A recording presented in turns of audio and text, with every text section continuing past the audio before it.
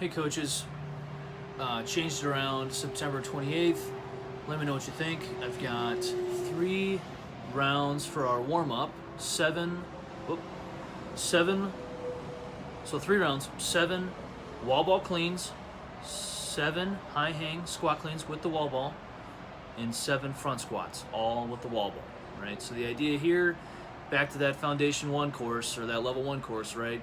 We're looking at the basic movement with the wall ball, moving around the weight and not the weight moving around us, right? So when we do those wall ball cleans, go through the motion with how the ball stays in one spot, and we move our hands around it and not spinning the ball, things like that, not tossing it up, you know, weight control, right? Keep enforcing the control of the weight and moving around the ball. And then high hang squat clean, working on those feet moving and snapping into that squat position from our pull position. So our feet are narrow, and then we fully extend and shrug, and then we land into that maybe slightly outward pointed toes with a wider stance, right, for the squat. And then 7 front squats. And then we've got, for strength, we've got 4 rounds of 5 clusters, so 4 by 5, right?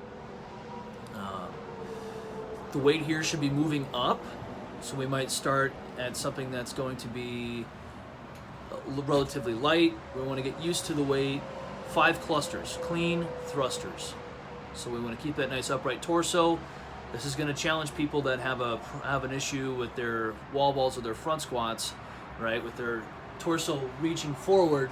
Instead, we have to keep those elbows up nice and tall and keep that nice upright torso, so we can maintain that upright pressing position when we reach full extension of the hips and knees. Anyways, going up in weight for 5 reps, 4 rounds. And after that, 2 accessory rounds.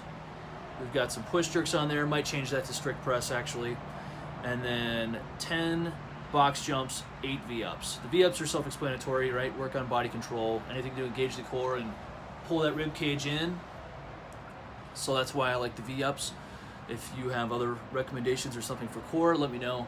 But that's why I like the V-ups, because we're working on that overhead position, and pushing that core in is important instead of, you know, letting it flare out and you see those ribs, right, when you're in that overhead position. Anyways, for the box jumps, I want, for the athletes that can and that you think it's safe for, I'd like to see that faster recycle when they get to the bottom. So maybe they rest at the top, and then they get to the bottom, and then they immediately spring back up. Even if their reps are slow,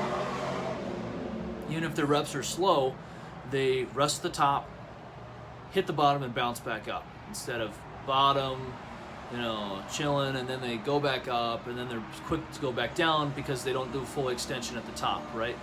So try to switch that mindset, especially for the open coming up, right? And get a little faster. I know I could benefit from that. Let me know if you have any questions.